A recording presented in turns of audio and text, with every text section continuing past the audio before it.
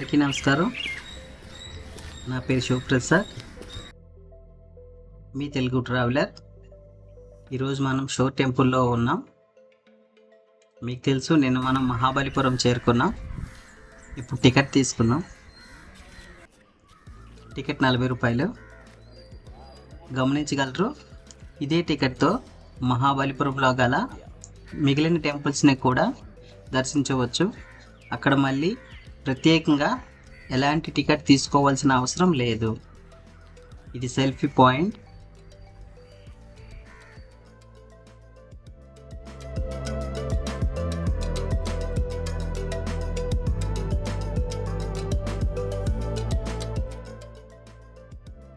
Entrance area.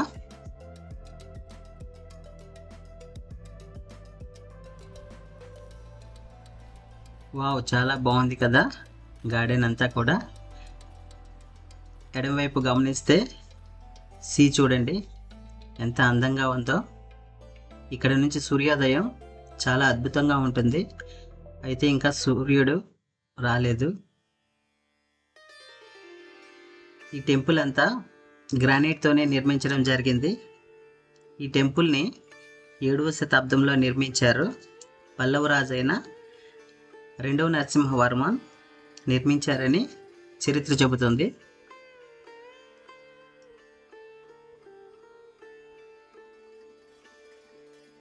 చూడండి, పైన కనిపిస్తున్న నందులు వందల సంవత్సరాలు అయినప్పటికీ కూడా చెక్కు చెదరకుండా అలానే ఉన్నాయి.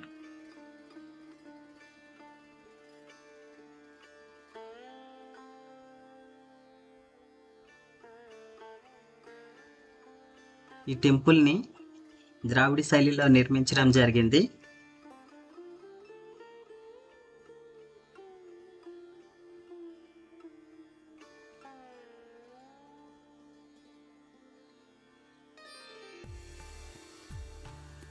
ఈ ఆలయం శివునికి, విష్ణువుకి అంకితం ఇవ్వడం జరిగింది.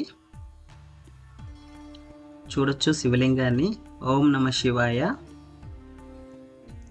ఈ టెంపుల్ని 1984లో యునెస్కో ప్రపంచ వారసత్వ సంపదగా గుర్తించడం జరిగింది. ఇక్కడ కనిపిస్తున్న ఈ నిర్మాణం ఈ రంధ్రం గుండా భూగర్భం ద్వారా సముద్రంలోకి కనెక్టివిటీ ఇవ్వడం జరిగింది. దీని ద్వారా తుఫానులను, వాతావరణ పరిస్థితులను అంచనా వేసేవారు. ఇది అప్పటి పల్లవుల యొక్క టెక్నాలజీకి నిదర్శనమని చెప్పవచ్చు. ఈ పక్కన కనిపిస్తున్నది మహిషాసురమర్దిని యొక్క వృత్తాంతం చెక్కబడి ఉంది.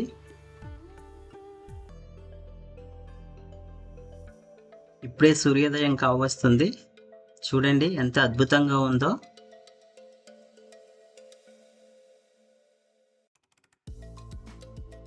అందుకే ఈ టెంపుల్ ప్రపంచ నలుమూలల నుండి టూరిస్టులను ఆకర్షిస్తుంది.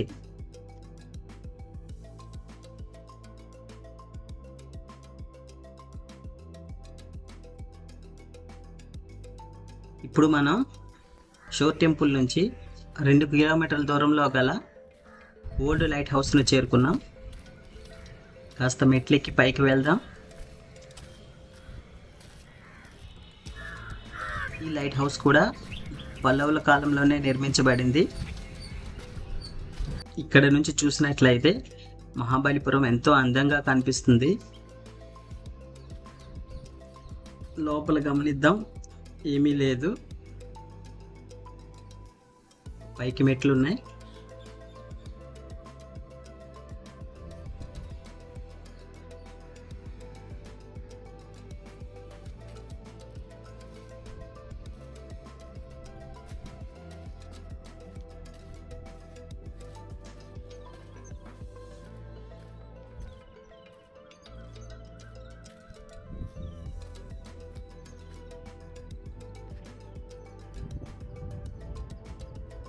ఇక్కడ నుంచి వ్యూ చాలా అందంగా కనిపిస్తుంది.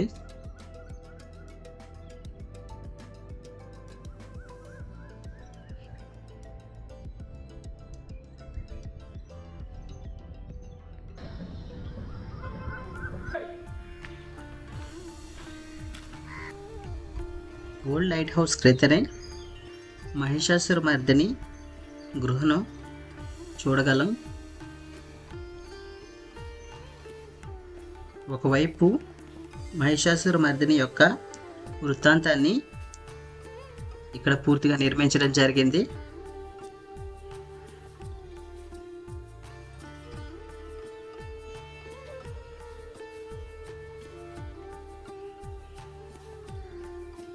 ఇంకోవైపు విష్ణుమూర్తిని చెక్కడం జరిగింది. ఇదే న్యూ లైట్ హౌస్. ఇప్పుడు ఉదయం కావడం చేత మూసి ఉంది. ఉదయం 10 గంటల నుంచి పైకి ఎక్కే అవకాశం ఉంటుంది.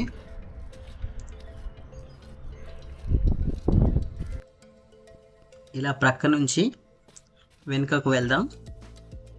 చూడండి, చాలా బాగుంది.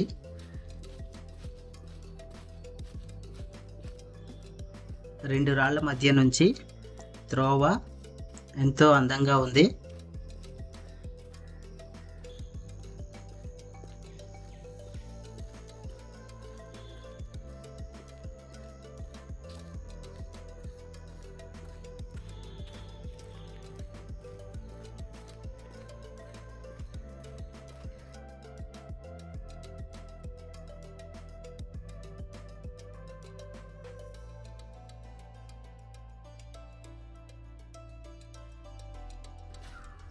ఇక్కడ ఒక గృహాలయం చెక్కబడి ఉంది.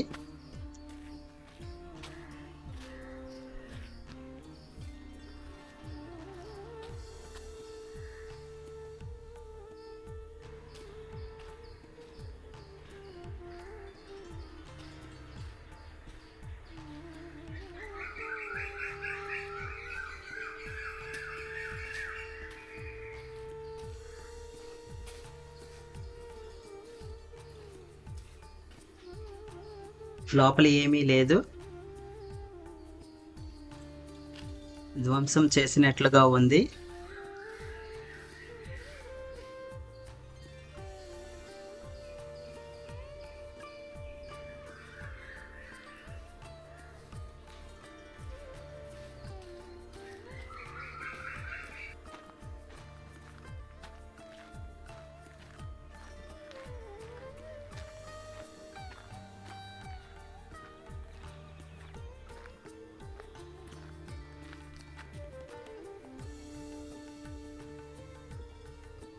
ఇక్కడ నుంచి ఇంకా వెనుకకు వెళ్తే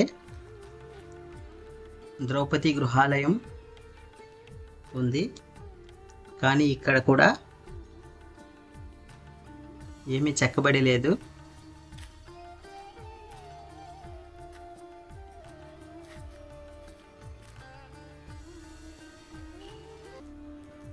దీని పక్కనే వరాహ టెంపుల్ గృహ ఉంది. లోపల చూద్దాం పదండి ఏముందో. ఒకవైపు వరాహస్వామిని ఎంతో అద్భుతంగా చెక్కారు. ఇంకోవైపు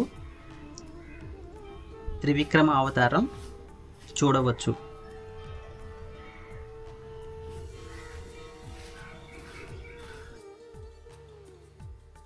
ఇదే గణేష్ టెంపుల్. దర్శించుకున్నాక దాని ప్రక్కనే కృష్ణుని వెన్నముద్దగా చెప్పబడే పెద్ద రాయిని గమనించవచ్చు. ఇది ఎలాంటి ఆధారం లేకుండా వందల సంవత్సరాలుగా ఎన్నో ప్రకృతి వైపరీత్యాలను తట్టుకొని నిలవడం అనేది చాలా అద్భుతం. మహాబలిపురంలోనే ఈ ప్రాంతం చాలా ప్రత్యేకం. మహాబలిపురం వచ్చినప్పుడు తప్పకుండా ఈ కృష్ణాస్ బటర్ బాల్ని దర్శించగలరు.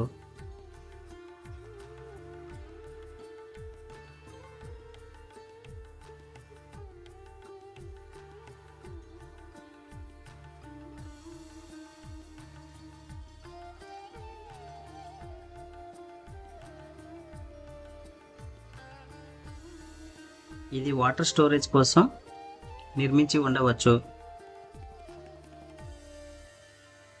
దాని ప్రక్కనే గోపి గృహగా పిలువబడే గృహ ఉంది.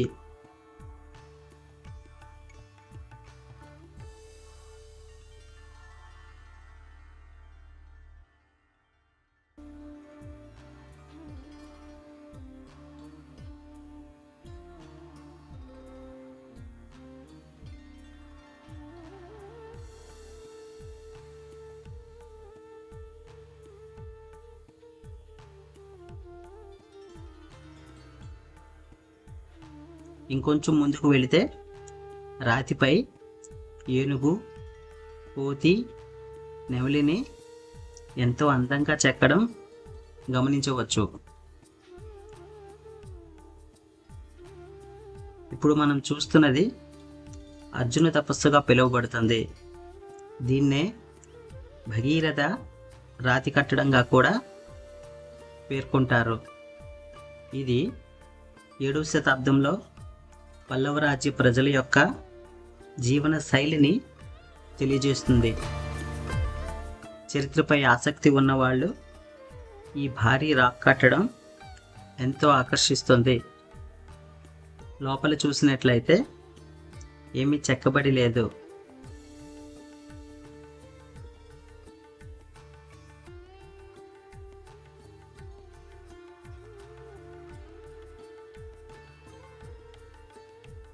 ఇంకొంచెం ముందుకు వెళితే కృష్ణ మండపం ఉంది. ఈ గృహను సందర్శిద్దాం.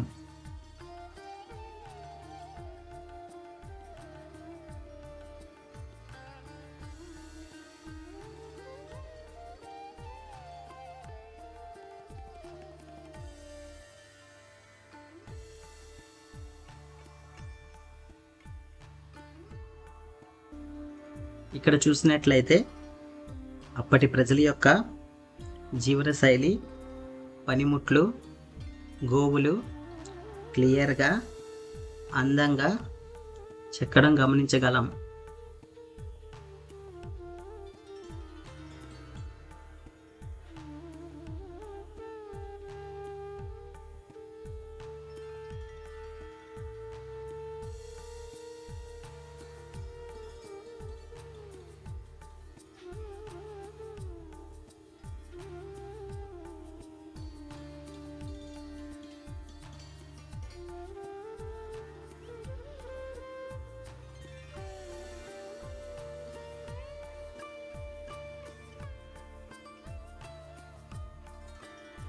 వావ్, చూడండి ఎంత బాగా చెక్కారో.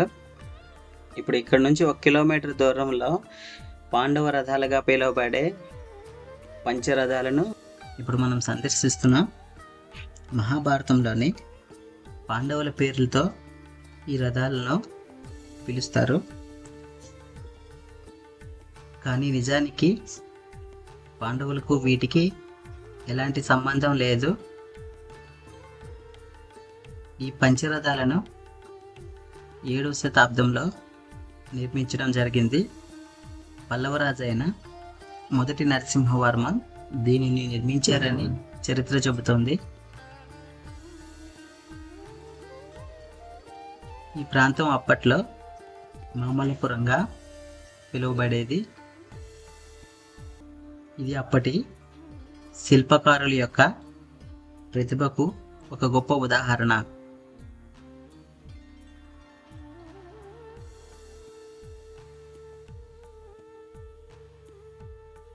ఇక్కడ 5 రథాలను గమనించవచ్చు. ధర్మరాజు రథం, భీమరథం, అర్జున రథం, నకుల సహదేవుల రథం, ద్రౌపది రథం.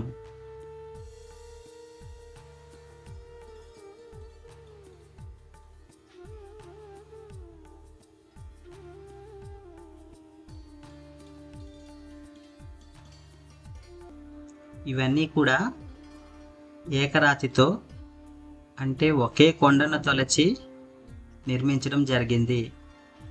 ఇక్కడ గమనించినట్లయితే ఒక పెద్ద ఏనుగు విగ్రహాన్ని, నంది విగ్రహాన్ని, సింహం విగ్రహాన్ని కూడా చూడవచ్చు.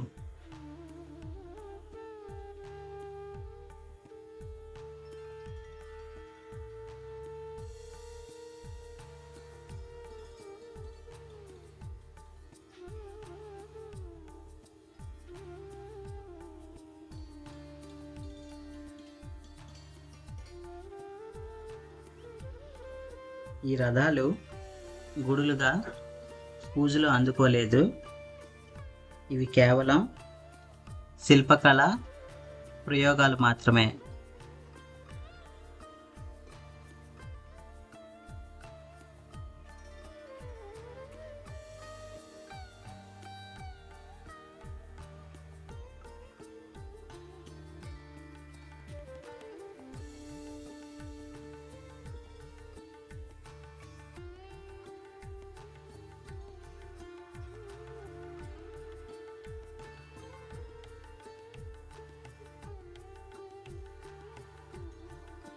ఇంతటితో ఈ వ్లాగ్ ముగిద్దాం. నచ్చిందని ఆశిస్తున్నాను.